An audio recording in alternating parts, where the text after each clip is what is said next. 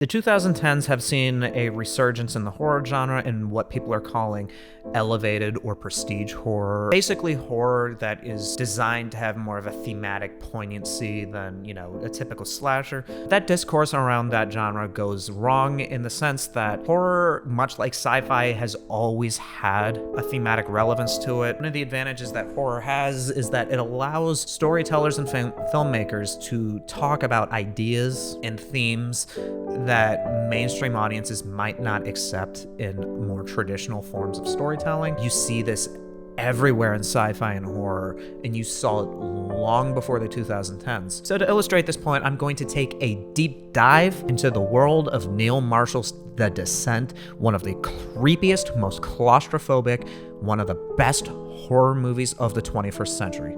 Hi, I'm Matt Keim, and welcome back to Full Stop Reviews.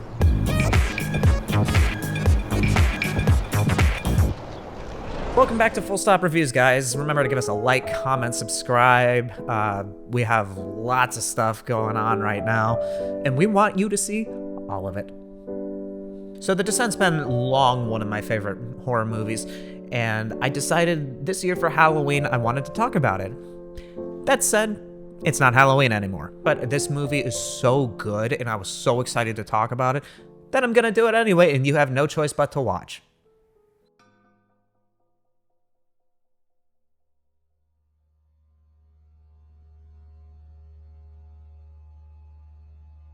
Neil Marshall nowadays is best known as a television director, in no small part due to his collaborations with various HBO projects like Game of Thrones.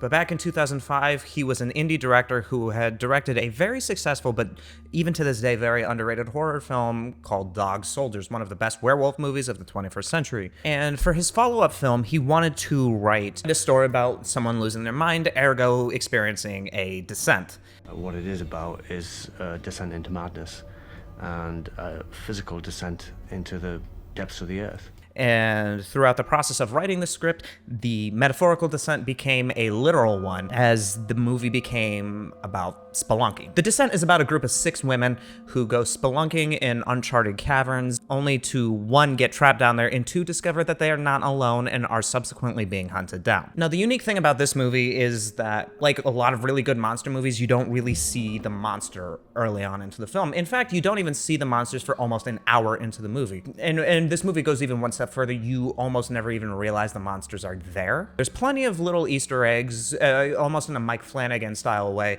where they're hanging around in the background, but you don't even realize it on first watch. And if you noticed it on first watch, you're lying.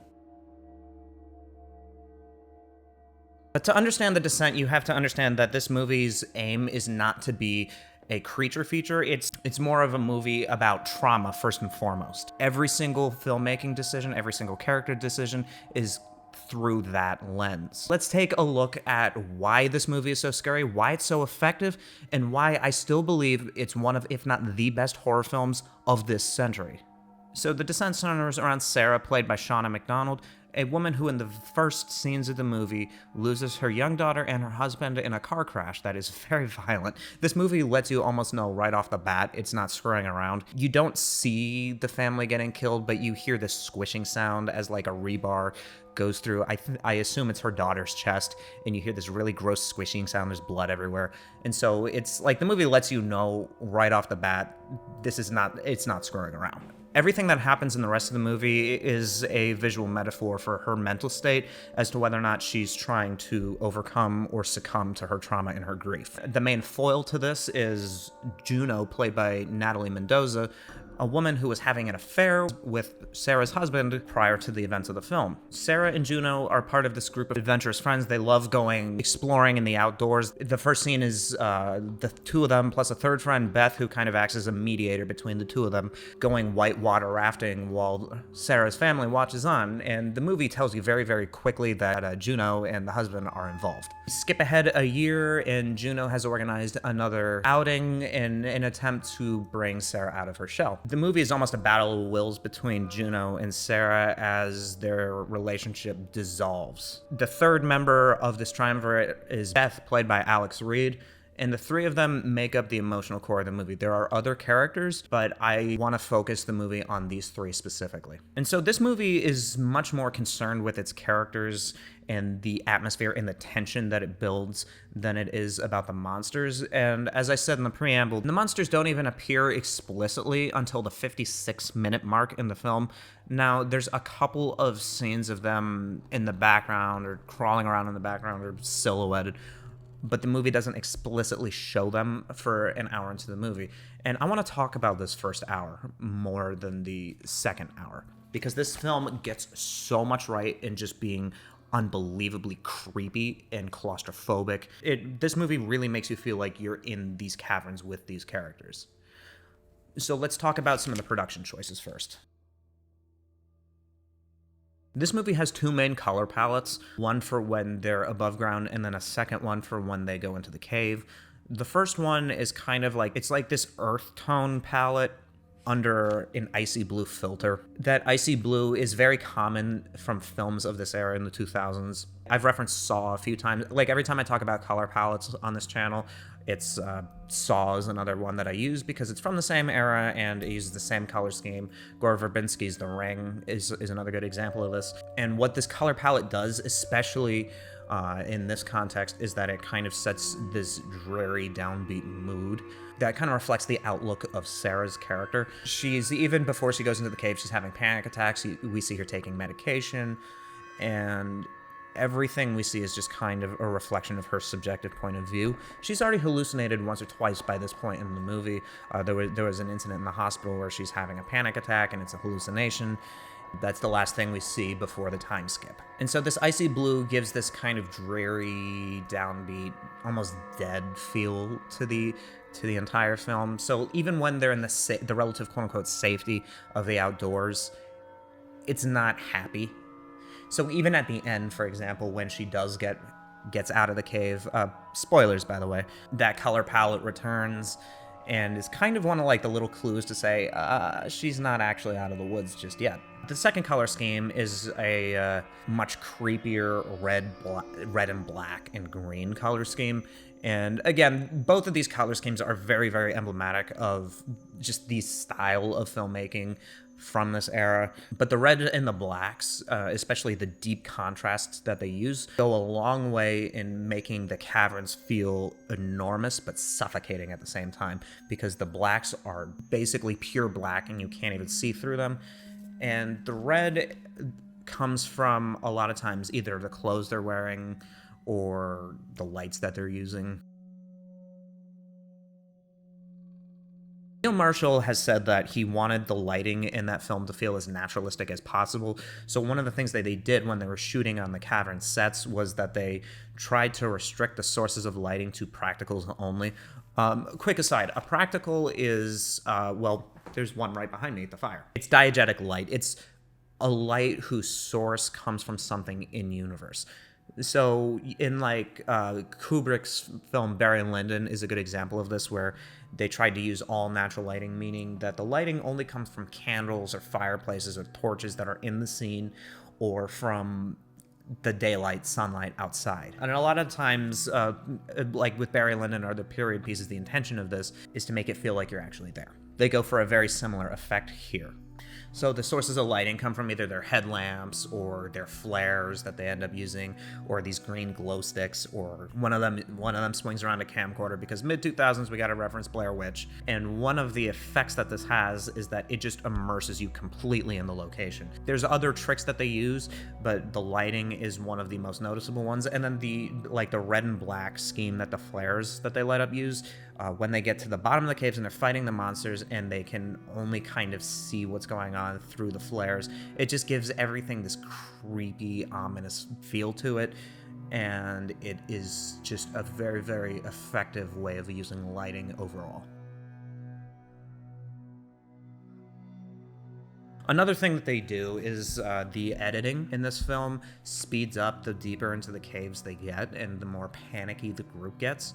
The editing and the camera framing that they use is reflective of the group's mental state and of Sarah's mental state as a whole. So, example, when we're outside, we see lots of long takes, lots of wide shots to show these wide open spaces and the great outdoors of nature. But in the caves, the framing gets tighter and tighter as they go deeper and deeper and realize they are screwed. And one of the most intense scenes in the movie happens well before the monsters show up, where they're crawling through this tight tube. It's about 35-ish minutes into the movie. They're crawling through this tight tube, and they have to go one by one into this tube. Sarah is the last one in. She gets stuck, and then the cave starts to collapse. And the camera is basically almost a Sergio Leone style extreme close-up, where you're just dead center in the frame with her, and it makes you feel like you're stuck in there. As she starts to panic, her breathing picks up, the audio on her breath goes way up, and as the other characters start to freak out and realize that they need just how dire their situation is, the editing and the cuts that they use get quicker and quicker and quicker. And so the way that everything in the caves is filmed contrasts pretty heavily with somewhat peaceful nature, wide shots, long panning takes of the first act to almost clue us in, almost subconsciously, to an escalation of the tension. I gotta be honest, this scene in particular, I'll play a few clips of it right now. That is to breathe, yeah? Okay, breathe. Slowly. Just keep breathing. What the fuck am I can't... So story time. The first time I saw this movie, I was having a bout of insomnia, and I put it on at like 1 in the morning. So it was probably somewhere between 1:30 and 2 o'clock in the morning when I hit this part in the movie, and I got so physically uncomfortable watching this that I had to pause the movie and walk outside. And so I'm just walking around the city I'm just walking around Philadelphia at 2:30 in the morning, trying to catch my breath and get some fresh air. Another thing that this scene shows is that Beth is kind of Sarah's mental lifeline. She's the one that dives back into the tube to rescue Sarah, and she's the one that pulls her out and the one that calms her down. It is very, again, emblematic, because it's really not until Beth gets killed later into the movie that Sarah's completely becomes undone. But we're getting a little bit ahead of ourselves. There's certain fans of this movie who make the argument that this film is actually way better in the first half than it is the second, just because of how intense this build-up gets. So the situation is that they go spelunking, and there could be different motives for going on this trip. Juno is organizing this, and she says it's her trying to reconnect with her friends, and you could almost read it as she feels guilty for her part in what happened to Sarah's family. She feels guilty for more or less abandoning her friend after it happened, because it's stated that Juno and Sarah have no contact for almost a whole year in between the two scenes. You could almost see it as her trying to reach out and do something for her friend, or you could see it as an ego trip, as some of the other characters end up accusing her of. This is not caving, this is an ego trip. Juno isn't exactly the most sympathetic character in this film, but she's played really, really well by Natalie Mendoza, and she's the only one who kind of keeps it together in her head long enough to try and wrangle everybody together to get them out. And so from that standpoint, she's a fascinating character, because her actions directly get everybody killed, but you also kind of feel really bad for her in the end. So there's a couple different pieces of dramatic tension that this film uses to kind of scare you before the film really turns into an outright horror movie. Like, the first hour of this movie is more disaster movie than it is horror movie, and that's really smart, because the movie is more focused on the fact that these people are stuck in a cave-in, which is probably one of the most terrifying situations you can be in, because it's entirely plausible that even if people do know where you are and they're looking for you, that you can just be down there for way too long and just die. And so the film establishes the stakes very, very quickly. As the women are hiking towards the mouth of the cave, you see one of them listing all the things that can go wrong. And the funny thing is, it's kind of an upbeat scene, and it's almost a throwaway line, but it also plants into you, the viewer's head, oh, They can go blind, they can have panic attacks, they can get cabin fever, they can dehydrate, they can hallucinate, they can die, they can, if they get hurt, it's very, very, very difficult to get rescued. It kind of establishes the danger that they are putting themselves in before you even realize there's monsters down there. There are just a million different things that can go wrong. And then compounding that, known to Juno but unknownst to everybody else, is that they're not actually going into the caverns that they thought they were. So the expedition is supposed to be going to a well-documented route that is still popular with adventurers in the region, but Juno discovers a cavern system that isn't charted, and she wants them to be the first ones to explore these caverns. I don't think I need to say how dumb this is. I'm gonna talk later in this video about why I like these characters so much, and part of why I like these characters so much is that for the most part they're intelligent and capable, and they just get into a situation where there's no real way out. And so even though they all end up dying for the most part, it's really not their fault. Giant caveat to that is clearly it's a dumb thing to do to go into the caves. It's a dumb thing to go into uncharted caves. One of the other characters even loses it at Juno because she files a flight plan. Those of you that are watching this video that aren't very outdoorsy, a flight plan is when you are going hiking or mountain climbing or something in nature, and the standard protocol for this kind of thing is you tell either local park authorities, depending on what you're doing, or you tell somebody where you're going, what route you're taking, and how long you think it should be there, and at what point you should send someone looking for you if you're not back by a certain time. Basically, it's just a way of ensuring that someone knows where you are. And so these characters do file a flight plan, but because they get lied to, they file a flight plan for the wrong caves. So even if they are missing, nobody's going to realize it for a long time, and when they do, they will have no real way of finding where they actually are. And so this film establishes very quickly a lot can go wrong because of the danger they're putting themselves in. Nobody is looking for them whatsoever. And even if they were, they're not going to be looking in the right place. They're going to be looking somewhere hundreds of miles from where they actually are. And so these two things alone, plus these tense group interactions with Juno trying to force this happy group dynamic on everybody, it already carries this undercurrent that things just are not going well, and that this is going to hit a boiling point. They go into the caves, and the deeper they go into the caves, the dimmer the lighting gets, the more the color scheme changes, and the more starts to go wrong. A cave-in happens, and then they realize they're not where they thought they were, and then the entire group realizes that because they are stuck, the only way out is forward, even if they have no idea where they're going. And even before they go into the caves, they're hanging out at this cabin, and it's supposed to be this happy time where they're all getting drunk and hanging out in a cabin, but it looks like the cabin from the Evil Dead with props from the set of the Texas Chainsaw Massacre everywhere. And there's little inserts of these little creepy metal carvings. You never find out what was there before them, but it just kind of sets the tone. One of the most intense scenes in the film is they have to cross a chasm. This scene is brilliant, and I'll show a little clip right here. The scene painstakingly follows the rule of threes, where you set up the first hook and it's fine. You set up the second one and it's fine.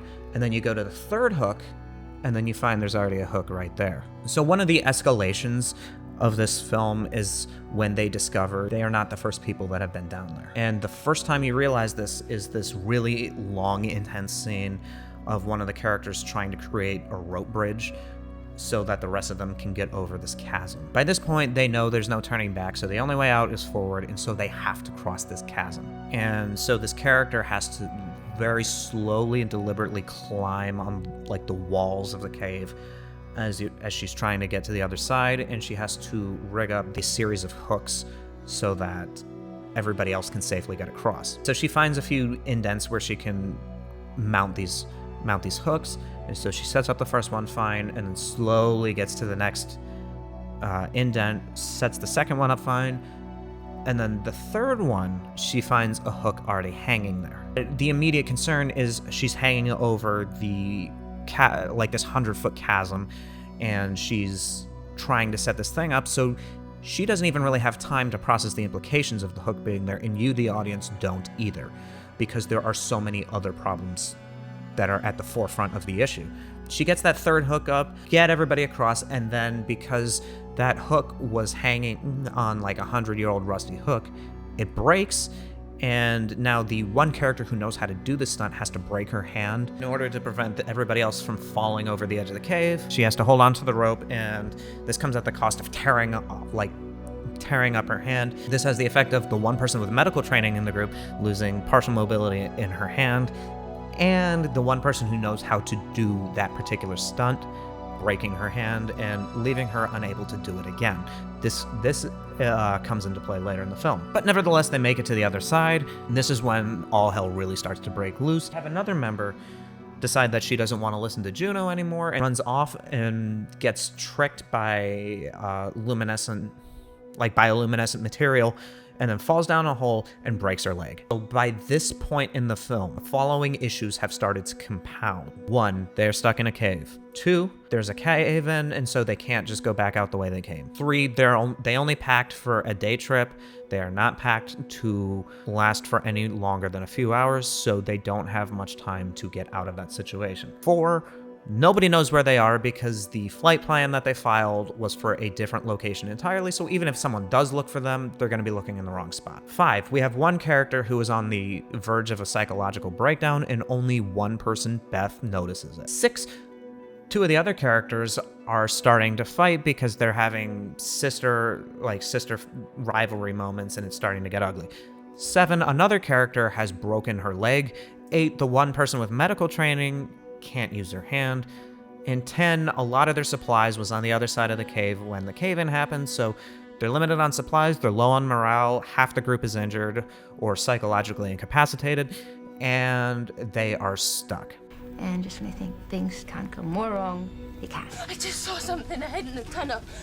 It's almost like a Breaking Bad style of they get out of this situation, but at the cost of this, and in the process of doing this, that goes wrong. And because of this, they then have to take this action, but because they have to take this action, and because of this, they then have to take this action, but because they have to take this action, that goes wrong, and then that goes wrong. And it's just this slow and drastic escalation of their entire group dynamic just completely shattering. It's a pretty heavy contrast from the first moments of the film, from the scene where they're all in the cabin and they take a group picture. But even when they take that group picture, it's just this creepy, it's supposed to be a happy picture, but there's just something off about it. Here, I'll show you the picture. On surface value, it's just a group of women smiling and having fun, but there's just something under the surface that is just off. It's like pictures taken before disaster.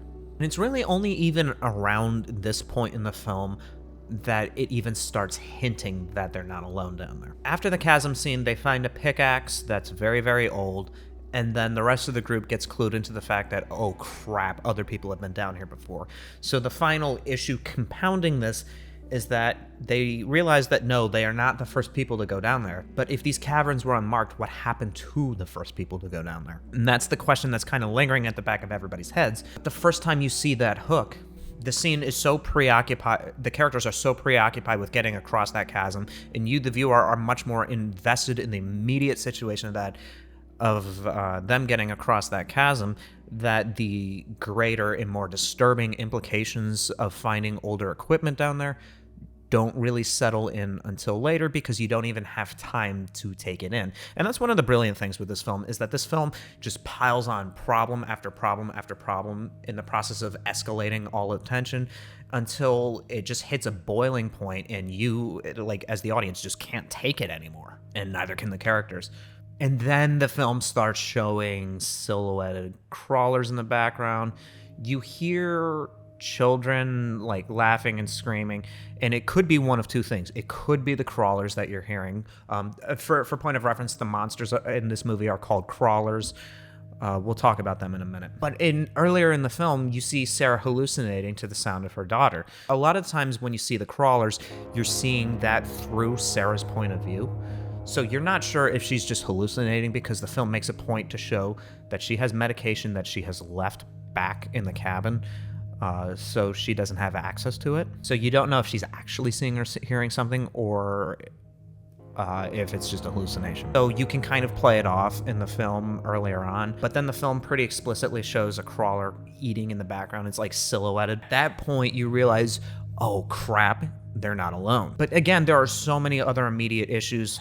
Like I said, half the group is in. One person can't walk, another person can't use her hands, a third is on the verge of a nervous breakdown, and the rest are about to kill each other. And Juno is doing her best to keep the group together. This is where I think the film shines, is that a lot of the characters are very resourceful. A lot of them have been in extreme nature situations before, and so they don't panic, not outright. And a lot of them know ostensibly what to do. Like there's like a little trick that Juno does with her lighter, where she's trying to find a breeze, and so she holds the lighter up, trying to find like the right way out, which is something you're actually supposed to do. And so the film makes a point to show that all these characters are very, very smart and resourceful in their own ways, and that the situation and ultimately what gets a lot of them killed, for the most part, is somewhat beyond their control. And that's where a lot of the horror comes from, is that the situation is just so dire that like most people wouldn't make it out. And so it's just this kind of slow realization that the group collectively has, is that they're never getting out of there. With this escalating tension, you have that rising realization, and that's the true horror of this film, in my opinion. Before the monsters come in, this movie could honestly have just been another half hour of this, and I think it would have been just as good. And I'm not alone in that opinion. Lots of people have said that this movie didn't even really need the monsters, but it is a creature feature. I certainly don't think it hurts the film. It just becomes a totally different movie when the monsters do show up. And the last thing that I'll say before we move on to the part about the monsters is that the reason why this first hour is so effective is that its sole focus is on the deteriorating group dynamics and the deteriorating mental state of all the characters relative to their situation. The film is more about the characters than it is about the monsters of the situation, and the patience the film has before it introduces the monster goes a long way getting the audience to stay invested for the rest of the film, so that when people start dying, you care quite a bit who dies and how they die. So let's talk about the monsters. So when the monsters first get revealed, like explicitly revealed, you don't even quite realize it's happening, because one of the characters is screwing around with a camcorder, so you don't even see the monsters explicitly. You see it through this like low res camcorder, which, like I said, mid-2000s Blair Witch reference, of course, but it has the effect of showing the monsters but not showing them clearly or for a long enough period of time to where they lose their effectiveness as scary monsters. And it's so disorienting, because it's like the best jump scare in the film, where this character's panning around and then all of a sudden this thing is standing right behind one of them, and naturally they go after the one that has her leg broken, and she's the first one to die, and the characters all scatter. The camera goes flying and hits the ground, because the first time you see these monsters is through this camera. You're so disoriented that you don't quite even realize what's happening until it's already happened. And then at this point, the group completely shatters, and they're all left to fend on their own. One person's dead, Sarah's completely isolated from the rest, and Juno is left fighting for her life. It's at this point that Beth and Juno are together, but they don't realize how close they are to each other. And then this happens.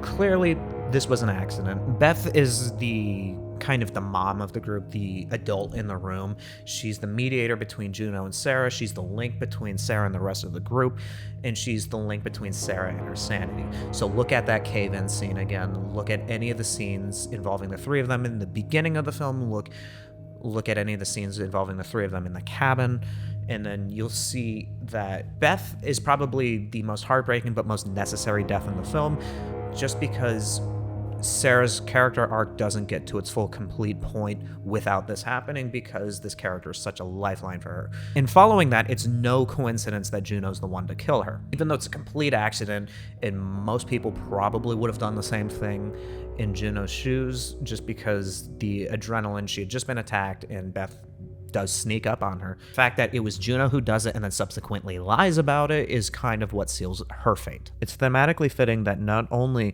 does Juno stab Beth in the neck, but that also Sarah is forced to mercy kill her. It's almost the severing of her last tether to reality, to her sanity, to her emotional state. One of Beth's last things that she does is she takes the necklace that Sarah's husband gives Juno and then holds on to it and then gives it to Sarah later on. Meanwhile, Sarah is fighting for her life in a pool of blood against a group of crawlers, and we have kind of like an Apocalypse Now style rebirth scene. So here's how closely the two scenes look to each other. In each instance, these scenes are kind of about the characters involved embracing the worst parts of themselves so they can do what they need to do to survive. In Apocalypse Now's case, it's so he can complete his mission and hopefully return back to society with some semblance of his humanity intact. And it's a similar idea for Sarah. We see a lot of her coming out of tight spaces. It's a lot of like rebirth scenes. She is crawling out of this pool of blood and she's fighting off this crawler, and she has to very violently kill it and beat it down. She even gouges its eyes out, which thematically actually might have some significance because characters losing their eyes is that goes all the way back to Greek drama with the days of Oedipus and Tiresias and things like that, and it's always meant to symbolize a character being blind to some greater truth or being blinded by some greater knowledge or willingly blinding themselves to some greater truth or some greater knowledge. And that's kind of what happens to Sarah the deeper into the film we get.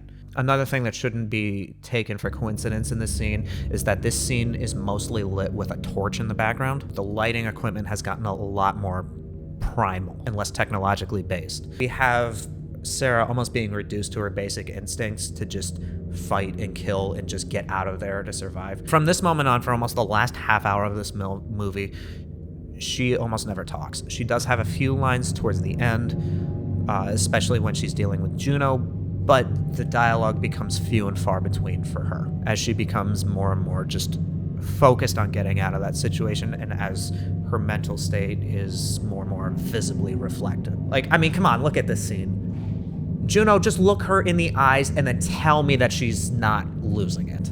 Meanwhile, the other characters are still fighting for survival, and it's a losing battle. You have the one girl who's the medic, one's trying to do a repeat of the stunt where she's climbing across the wall, but because her hand's broken, she can't do it. She gets stuck halfway through, and she ends up dying because of it. You have her older sister getting dragged away by crawlers, and soon enough, the only two people left are Juno and Sarah. The group dynamics have completely fallen apart. Everybody's dead except for these two, and so they have a choice. They can either work together and get out, or they can succumb to their antagonism towards one another. Initially, it looks like they're going to work their way out, but Sarah's just too far gone. She finds Beth, she finds the necklace or bracelet thing that Juno had and uses it to tell her, I know what you did. She makes the heartbreaking but inevitable decision to turn on Juno. Curse your sudden but inevitable betrayal. Stabs her in the leg, leaves her to die, and then ostensibly climbs out of the cave herself. And the last thing we hear from Juno is her screaming. Now, here's where things get dicey.